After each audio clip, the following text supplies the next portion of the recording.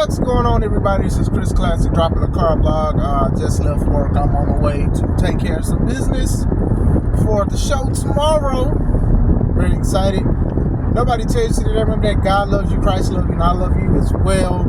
God is good. Sometimes it is hard for us to see it and believe it, but some things work beyond our control, and we got to realize that. I think a lot of us, we try to pinpoint and try to control and try to put everything into our realm of understanding, and our realm of understanding is very, very limited because sometimes we get ourselves in the way with certain situations. I know that's hard to understand and comprehend, but I am praying for people that are going through a lot of bad things, praying for people that's going through good things, just praying for people that's just happy to be here. So God bless you guys. Make sure you subscribe to the Second Home Podcast where I talk about professional wrestling topics. Make sure you also subscribe to C3 Ultimate Wrestling tomorrow, 1 o'clock.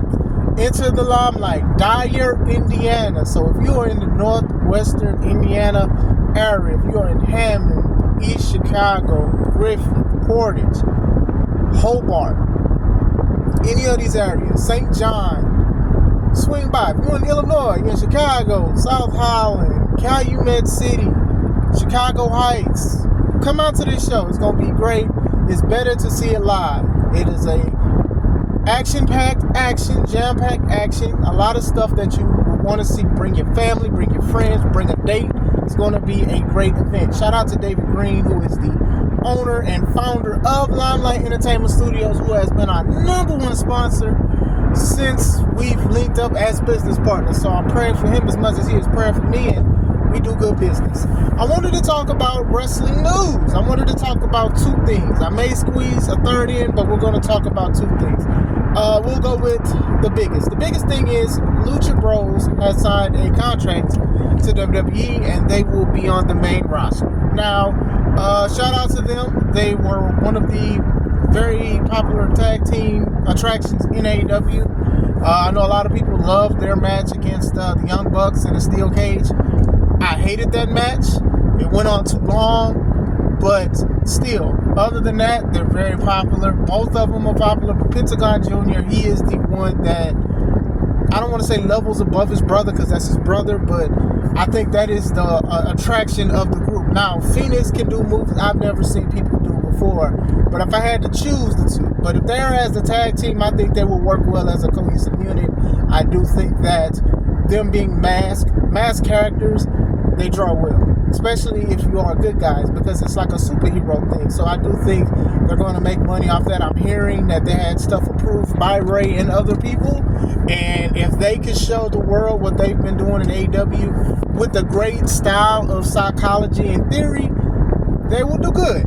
Like I said, in AEW, they've had some decent matches and stuff like that, but, you know, I do think that WWE is a new style. So if someone says they should have went to NXT, I would be in agreement with them. Not because it's a developmental or a demotion from the main roster, but just from the fact that they have a fast-paced and sometimes unsafe style. So I would have them there for maybe a month or two so that they can understand. I know how great their English is, but still, I think they can work with them just to show them the pacing of WWE. Then you can shoot them up and put a rocket on their back to the main roster. I do think that they do need to slow down a little bit. They're both entertaining. Like I said, I saw, the first time I seen both of them was when Lucha Underground was a thing. I don't know if you guys remember Lucha Underground, but I used to watch them from there. Pentagon Jr. was like Pentagon Dark. He was a lot of Pentagons or whatever like that. But his biggest thing was he would break people's arms and stuff like that. And I think he won a belt, the top belt, a couple times. I think Phoenix won it before too. Phoenix was in a couple storylines with what's her name, Katrina, I believe. But yeah, it was like, that's when we first seen him. And then after that, I just seen him like blow up in like the United States with bookings and stuff like that. And I know like Pentagon Jr. was like an Impact champion at one point. So with that being said, these guys are very popular. When the rumblings were already out that they were signed by WWE, a lot of people were trying to hide it. A lot of people were saying that Tony was trying to do this and Tony was trying to do that. But I do think that the WWE is a good look for them. I do think they'll make more money there, not even just with a contract, just talking about sales. Like I said, the mask that they wear is already dope, so I can imagine. So there's also rumors of them supposed to have a lot of merch being sold in AEW, but it didn't happen. Now, we all talked about when AEW had one of the Young Bucks' wives being a part of the merchandise table, and she wasn't selling a lot of people's merchandise, and she wasn't creating a lot of stuff too. I think that put a damper on the Lucha Bros' money as well, but I do think that they will draw a lot of money, especially with the mask and what they can do and stuff like that. People want to see, like, I don't want to say the next Rey Mysterio, because there's not going to be a next Rey Mysterio, but the next Lucha Star and stuff like that. You had rumblings of it with Dom, but Dom is in his own lane, is what he's doing with the Judgment Day. Then you had like Kalisto, you had Sin Cara, and a lot of these guys, they came up short when it came to that situation. But I do think that these guys will do good in the WWE.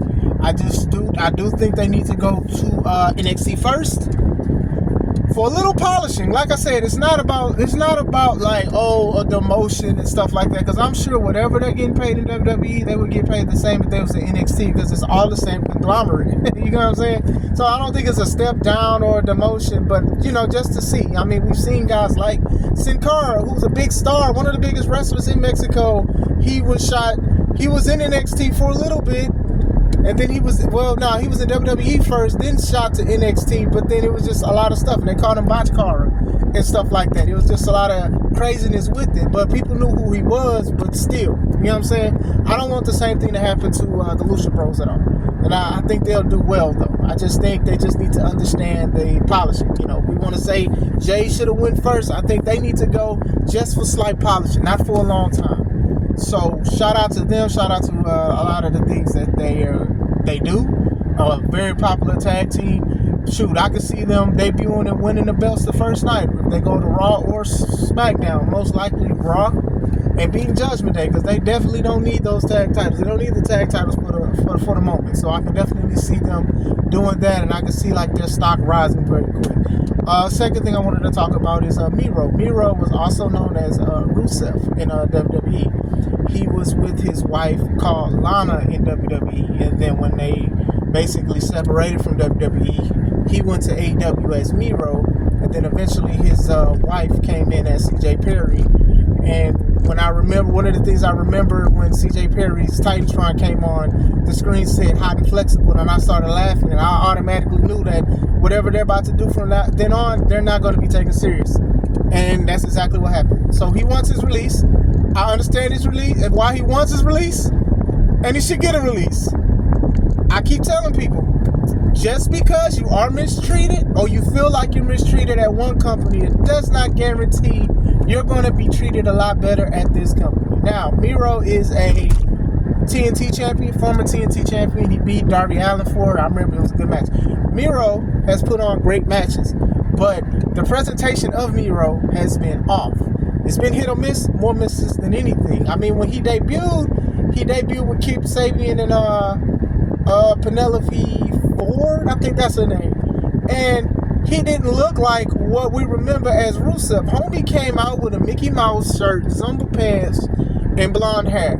It was 2 seconds. I thought the man was about to write a Dear Stan to Eminem. Like, oh, I play video games and stuff like that. And then it was just like, are you serious? This is what have you been doing? What is going on? And I was happy to see him. But at the same time, like, this dude is supposed to be a monster, a foreign monster. And I do wish that WWE would have did better with him. And WWE is going to get some of this work too. You know, out the door, he was doing a storyline. Sidebar. He was doing a storyline with Dolph, Summer Rae, and all of this other stuff. They was doing some storylines where basically they was like stepping out on each other, him and Lana, and stuff like that. They was like kissing other people. Like he kissed Summer Rae and Dolph kissed Lana, and then I guess they got sick of it and they got engaged. And when they got engaged, TMZ picked it up. A lot of people picked it up, and they wound up asking the story. Now, at one point, they got punished for that because they was doing the story. Now, me as a moral man, I ain't having nobody kiss my wife or my significant other on TV and all of this other stuff. I don't care about dreams coming true. I don't care about all that. So I definitely understood that. But if you agreed to it and then all of a sudden y'all got you ruined like 4 people's stuff going on in the store, and then it got worse. outside of Rusev Day, which was very popular, the shirts were very popular. I bought a shirt from my homie Juice.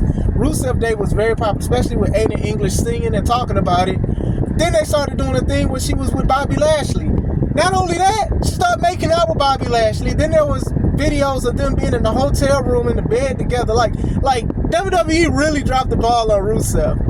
Now, I understand they was upset with him and stuff like that, but this dude should have been the foreign heel, sort of even like how Gunther is right now. I really feel like, but Rusev is his own self. I think it would have worked if they would have did it right. They put him in a lot of crazy storylines, for sure. So him leaving, I understand it. But him going to AEW, I don't think it helped his cause of anything. They started off with the blonde thing, and then eventually he was saying like, God, I'm God's soldier. God wants me to punish people, and He wants me to do this. And I was very interested as a religious person. I was very interested in what he was saying about this stuff. And then they start saying his weakness is DDTs because he got a bad neck. God cursed him with a bad neck. Very interesting stuff. And then it just went back and forth. Then he started losing. Then it was like, oh, well, God, I don't believe in God. I'm my own self. I'm the Redeemer. He was doing the Redeemer before that. He called himself Final Boss before that. Before he did his move, the accolade, I forgot what he called it in AW, but he used to say game over. Like, he was like slimmer, he seemed more agile, he seemed like a beast. And I really think that AW is another company that dropped the ball on this guy, honestly.